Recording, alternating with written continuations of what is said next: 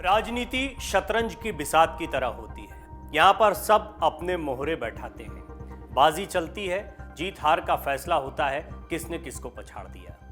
अगर उत्तर प्रदेश की राजनीति की बात करें तो खेले तो बहुत अच्छा अखिलेश यादव, लेकिन हार गए और हारने के बाद भी उनकी मुसीबतें कम नहीं हो रही हैं। दरअसल 2022 के विधानसभा चुनाव में उनका वोट प्रतिशत बढ़ना, उनकी सीटों का बढ़ना, उनकी ताकत का बढ़ना अब उनके लिए एक मुसीबत भी बनता जा रहा है, क्योंकि बीजेपी ने उनकी ताकत के बारे में चुनाव से पहले इतना नहीं सोचा था जितना चुनाव के बाद मंथन किया।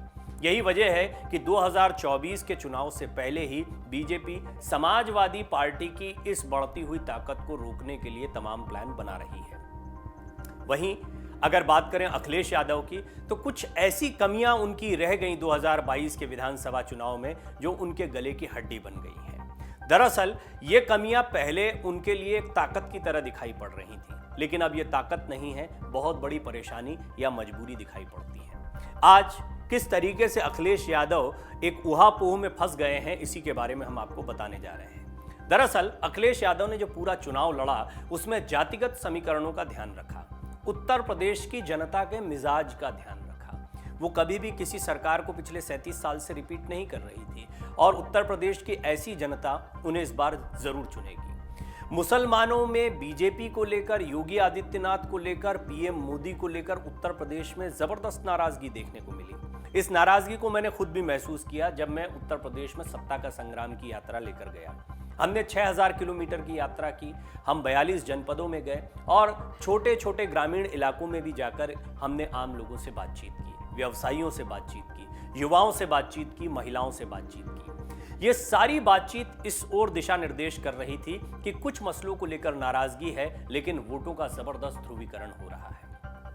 अखिलेश यादव की सबसे बड़ी ताकत यह थी कि मुस्लिम और यादव वोट बैंक उनके साथ इंटैक्ट खड़ा था।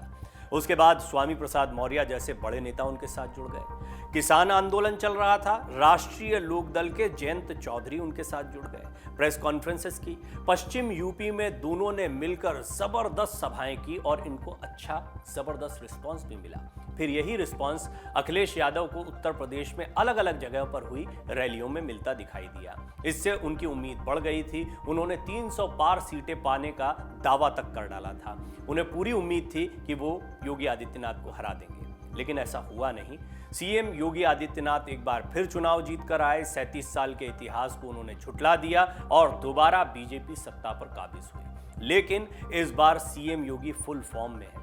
पिछली दफा चुनाव जीतने के बाद वो मुख्यमंत्री बने थे, इस बार चुनाव लड़ते हुए भी वही मुख्यमंत्री का चेहरा थे और उन्हीं के चेहरे पर उत्तर प्रदेश में चुनाव लड़ा गया, जबकि पिछला चुनाव पीएम मोदी के चेहरे पर लड़ा गया था। इस बार डबल इंजन की सरकार कहा गया।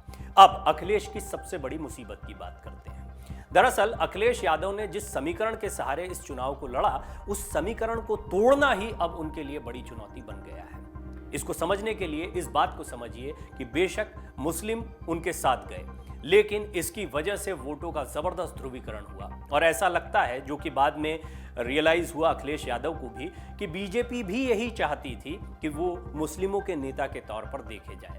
वहीं मुस्लिमों के नेता जो सचमुच रहे हैं, अज़दुद्दीन ओवैसी जैसे चेहरे, आजम खान जैसे चेहरे, वो चुनाव में नदारद थे। आजम खान सीतापुर जेल में बंद थे, उन्होंने अपना चुनाव लड़ा, समाजवादी पार्टी के टिकट पर लड़े, जीत भी गए, उनके बेटे भी जीते, लेकिन इस सब के बावजूद चेहरा बनकर उभरे अखिलेश यादव। अगर अखिलेश यादव अपनी इसी छवि के साथ आगे जाते हैं कि वो सिर्फ यादव और मुस्लिमों के नेता हैं, तो ये उनको भारी पड़ सकता है। वो जानते हैं कि उन्हें सर्व सामान्य में खुद को लोकप्रिय करना होगा, खास तौर पर युवाओं में। जैसा मैंने आपको बताया कि हमारी सत्ता का संग्राम की यात्रा के दौरान युवाओं से हमने उत्तर प्रदेश में बड़ी तादाद में बातचीत की। युवा विकास चाहता है, उत्तर प्रदेश का युवा रोजगार चाहता है, उसे स्किल डेवलपमेंट या स्टार्टअप इंडिया जैसी योजनाएं प्रभावित करती हैं। बेशक इन योजनाओं का जमीनी स्तर तक पहुंचना अब भी बाकी है। सीएम योगी जैसे ही सत्ता में आए हैं, उन्होंने नौकरियों पर गौर करना शुरू किया है। वो युवाओं पर फोकस कर रहे हैं। सुरक्षा का मसला था, महिलाएं योगी आदित्यनाथ के साथ दिखाई पड़ रही थीं, क्योंकि महिलाओं को ऐसा लगता है उत्तर प्रदेश पहले से सुरक्षित हुआ है। और समाजवादी पार्टी की इमेज को ऐसे गढ़ा गया बीजेपी की ओर से कि उनके समय पर अपराध फला फूला है। इस छवि को तोड़ना और इस छवि को तोड़ने का प्रयास लगातार अखिलेश यादव कर रहे हैं। ट्विटर पर वो तमाम खबरें शेयर करके जो बताती हैं कि उत्तर प्रदेश में आए दिन अपराध हो रहे हैं। उन्हें जब भी किसी घटना के बारे में कोई जानकारी मिलती है, कहीं कोई खबर पब्लिश हुई देखते हैं, उसे तुरंत शेयर करते हैं अपने ट्विटर हैंडल पर और ये बताते हैं कि उत्तर प्रदेश में सब कुछ ठीक नहीं चल रहा है, कोई सुरक्षित नहीं है।